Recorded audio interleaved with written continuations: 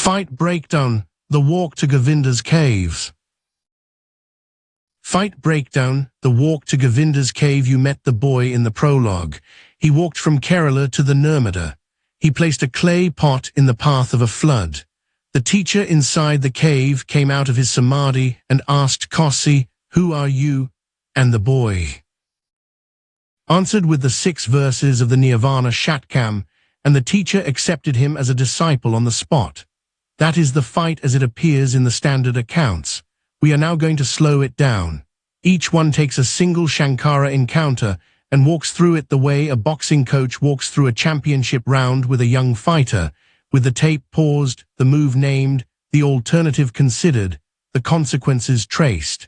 This first breakdown is shorter than the others. It is also, by some distance, the most consequential. The boy at the cave was not yet a master. He was a candidate for mastership, and the encounter at the cave was the credential examination. Everything in his subsequent 24-year career rests on what happened in those minutes. We are going to study the encounter as a part-I integration. Every principle of the first 5 chapters, the audience as prize, stasis, the body before the argument, costly signals, the first 90 seconds, was deployed by an 8-year-old boy in a single sustained action. The deployment was, by any reasonable standard, sophisticated beyond what an 8-year-old should be capable of. We are going to attend to how this is possible. The setting: the cave at Omkeshwar is on the south bank of the Nirmada River, in what is now the state of Madhya Pradesh in central India. The river is wide here, and the bank is rocky. There are several caves cut into the rock, and others formed by the natural contours of the stone. The cave we are concerned with had a single low entrance facing the water. A man could just stand upright inside. The interior would have been dim even in full daylight. In the late afternoon, when the boy arrived, it would have been almost dark. The Indian monsoon arrives in central India in late June or early July. The boy, by the most common dating, arrived in the cave system during this season, possibly early July of approximately 805 CE, when he was roughly 12 years old. The Nirmada was rising. It would rise further over the following days. Flash floods on the Nirmada are common in monsoon season. Entire islands disappear under water within hours. The cave's occupant had been in samadhi, a state of meditative absorption, for some time. Different accounts give different durations. The consensus range is between 3 days and several weeks. We can take it that the man inside was not aware of the rising water and would not become aware of it until either he emerged from samadhi naturally or some external event terminated the absorption. This is the situation the boy walked into. He had walked, on foot, from Kaladi in Kerala, a distance of approximately 1,500 kilometers on modern roads, considerably more on the 8th century pathways. He had walked alone, or with brief traveling companions whom the accounts do not name. He had spent some part of the journey learning.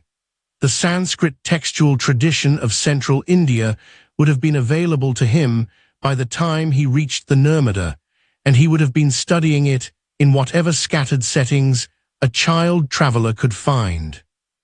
By the time he reached the cave, he had read most of the Upanishads, knew the standard commentaries, and could recite the Nirvana Shatkam from memory, which he had composed or assembled from his reading during the journey north.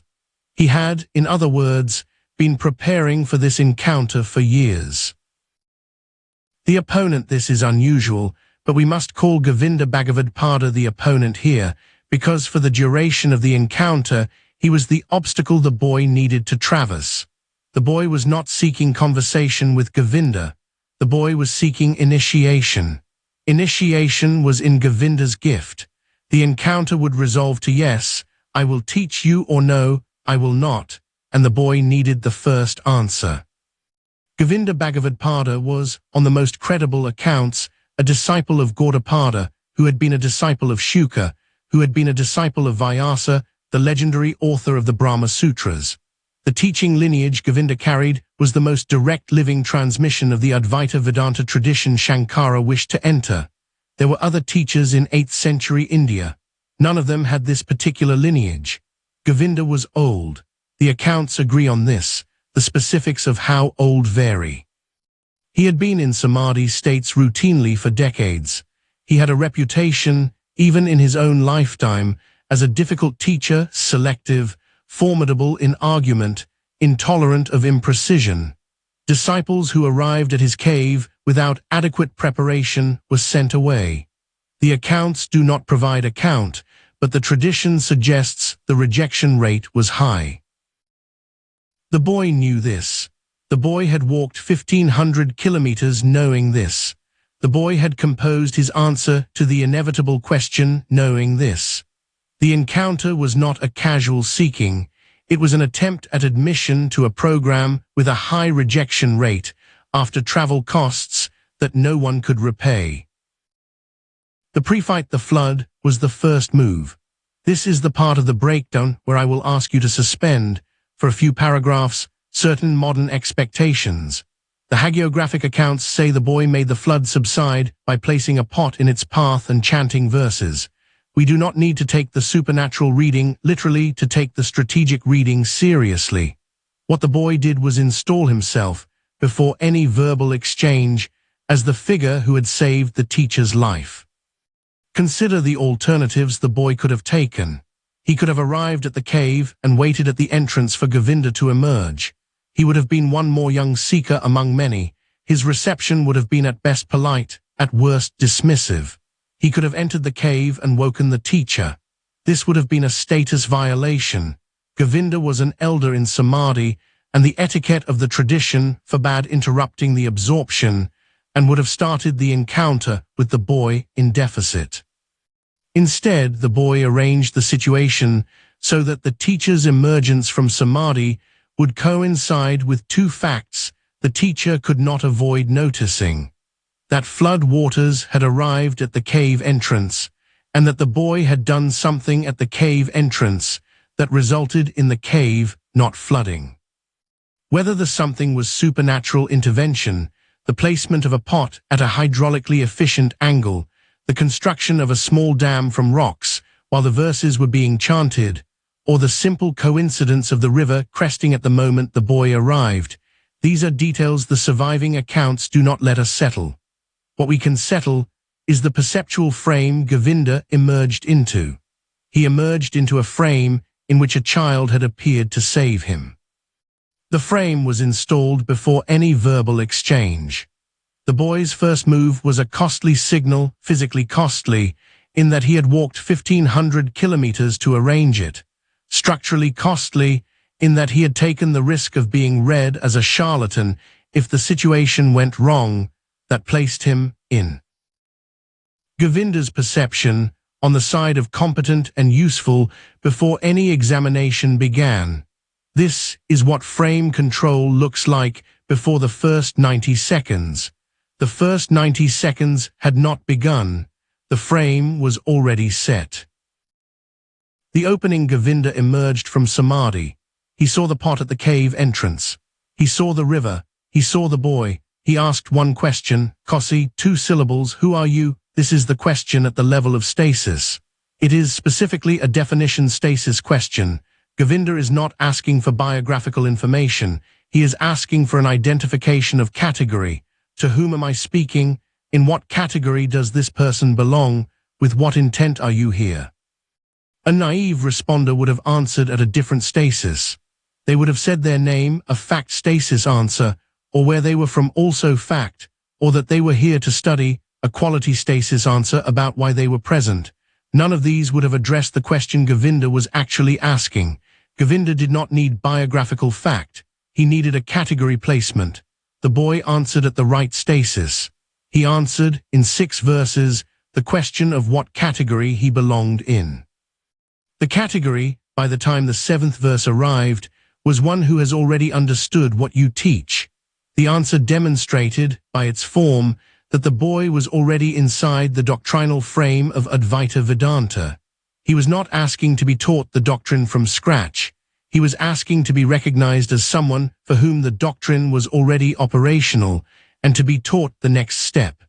The stasis diagnosis was correct. The diagnostic can be run on hundreds of encounters. What is striking about this one is that the boy ran it on the first question in real time at age 12 with no second chance. He read the stasis correctly within the time it took to draw breath. The engagement, the 6 verses of the Nirvana Shatkam are, in their formal structure, a sustained sequence of negations terminating in a single positive identification. We have given them in the prologue. Here we will analyze them as combat moves. Verse 1, I am not the mind, nor the intellect, nor the ego, nor the memory. This negates the 4 functions of the Antakarana, the inner instrument of cognition in the Sankhya and Vedanta systems.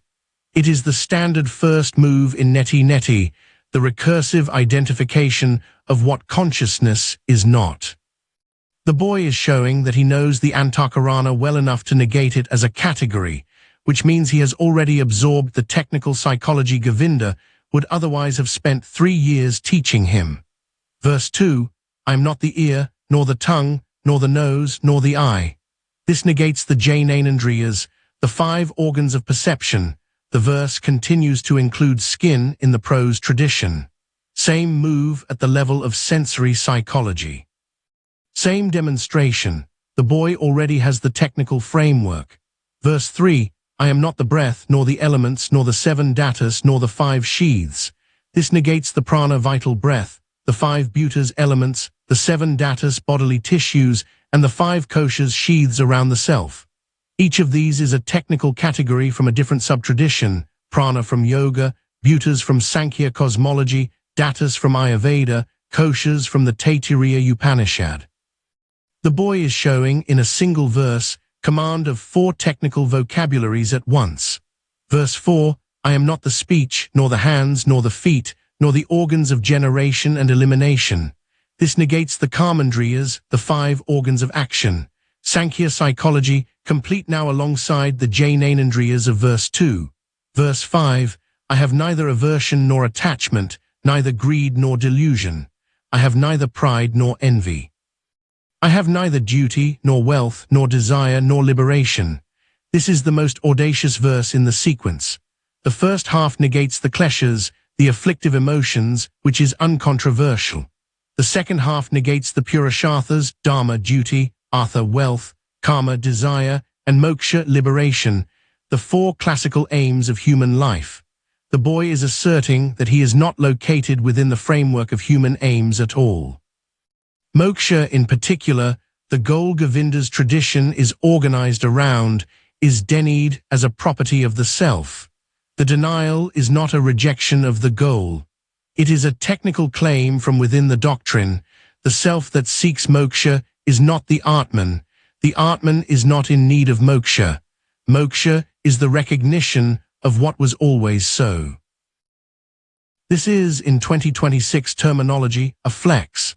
The boy is showing that he can deploy the most subtle distinction in the doctrine, the distinction between the jiva who seeks liberation and the Atman who is already free at age 12, in a recited verse without explanation. Govinda would recognize the distinction immediately. Almost no 12-year-old in 8th century India would have been able to make it. Verse 6, I am not action, I am not the experiencer. I have neither birth nor death. This is the close. Karma, action, and bhakta, experiencer, are negated together. Janma, birth, and mrityu, death, are negated as bounding conditions of the self. The verse closes the demolition. By the time it ends, no candidate identification remains. Then after the demolition, the 7th, Siddhananda Rupa Shivoham Shivoham, I am the form of consciousness bliss. I am Shiva, I am Shiva. The 7th verse does 2 things at once.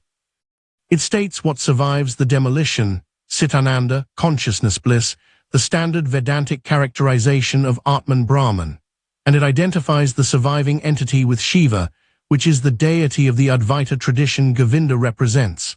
The identification is not pious. It is doctrinal. It states that the boy understands the Atman to be identical with the supreme reality the tradition names Shiva, which is the central thesis of the doctrine the boy is asking to be initiated into. The 7th verse is, in effect, a credential. It demonstrates that the boy has absorbed not just the technical apparatus of the doctrine, but the central thesis of the doctrine. There is, after the 7th verse, no further question to ask. The candidate has answered the question of who he is in such a way that the answer also demonstrates that he is qualified for the next stage of training. Govinda accepted him on the spot. The decisive move is not any single verse. It is the structural choice the boy made in the moment between Govinda's question and his own answer. The structural choice was to answer at the level the question was asked, in the form the tradition required, with content that demonstrated the prerequisite training, in a metrical compression that honored the seriousness of the encounter. Each of these dimensions could have been failed independently. Almost any 12-year-old faced with the question Kossi would have failed at least one and probably several. The boy failed none. The deeper structural choice was even more striking. The boy chose, in the moment, to demonstrate his qualifications by embodying the doctrine rather than describing it. He could have said, "I am 8 to 12 years old, depending on the dating. I am from Kerala. I have walked here to study. I have read the following texts. I believe the following propositions." This would have answered the question at one level. The answer the boy actually gave operated at a different level. It answered the question by being the kind of answer the doctrine produces. The form of the answer was the answer. This is what philosophers, much later, would call performative speech. The verses do not describe the boy's understanding. The verses are the boy's understanding, in the form the understanding takes when it is operational. Govinda did not need to assess the verses for accuracy. He needed only to recognize that they were the kind of speech that issues from a mind already inside the doctrine. The recognition was sufficient. If you want a single sentence that captures what the boy did, here it is. He answered the question by becoming, in the act of answering, an instance of the answer. This is a move so advanced that it would be unfair to expect modern debaters to deploy it routinely. But it is not unique to Shankara. It appears, occasionally, in the highest quality contemporary debate. When a journalist asks a politician, "Do you understand the concerns of working-class voters?" And the politician's answer demonstrates, in its texture and its specifics, exactly the kind of understanding that working-class voters would have produced themselves. The politician has performed the move. When a scientist asked about a complex result gives an answer whose careful qualifications demonstrate, in their structure, the very scientific care the question was asking about, the scientist has performed the move. The move is rare. It is the highest expression of the principle that form is content. You will not deploy this move yet. You may, after a decade of practice, deploy it occasionally. The point of studying it now, at the start of the book, is to know that it exists, and to know that everything else you will learn is a step toward this kind of fluency. The aftermath. Govinda accepted the boy. The boy was given a new name, Shankara. The name means the auspicious one and is among the names of Shiva. The 7th verse and the new name commit the same identification. Shankara studied with Govinda for some period, accounts vary, but the consensus is several years. He read the entire Upanishadic corpus with Govinda's commentary. He absorbed the Brahma Sutras and the existing tradition of commentary on them. He composed his earliest verses under Govinda's supervision. By the time Govinda sent him on, Shankara was equipped to write his own commentaries, which he soon did, beginning the textual output that would eventually fill 46 surviving works. The next major encounter would be Mandana Misra at Mahishmati, and the techniques the boy at the cave had displayed in compressed form would be deployed at full scale across 8 days against the most respected Mimamsa philosopher of the generation. The walk to the cave was the foundation. Without the cave, no Mandana. Without Mandana, no Brahma Sutra Bhashya. Without the Bhashya, no four-monastery campaign.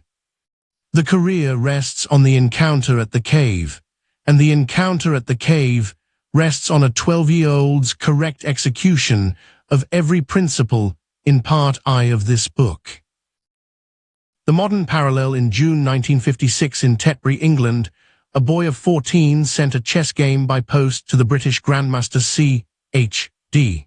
Alexander with a note asking whether the game showed promise. The game was 31 moves long.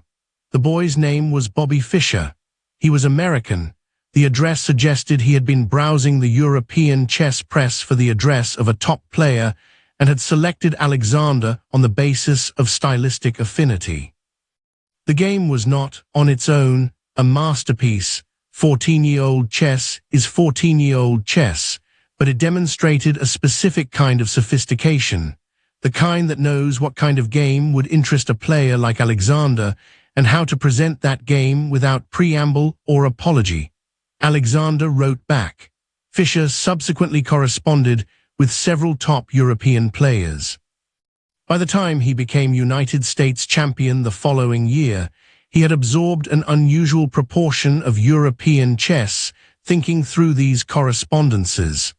The early letter was the cave equivalent, a candidate examination passed by the candidate's understanding of what kind of demonstration was required. The pattern recurs across high-skill fields. The young pianist who plays a single-batch prelude for the conservatory audition, chosen specifically because it is the prelude the head of the keyboard department has written about, is performing the Shankara move. The young writer whose first letter to a senior editor opens with a sentence that demonstrates command of the editor's specific aesthetic, performing the move. The interview candidate whose first answer to "tell us about yourself" is structured in the form the firm uses for client memos, performing the move. The principle is general. When the encounter is a credential examination, the form of your demonstration should embody the doctrine you wish to be admitted to. Describe less, be more.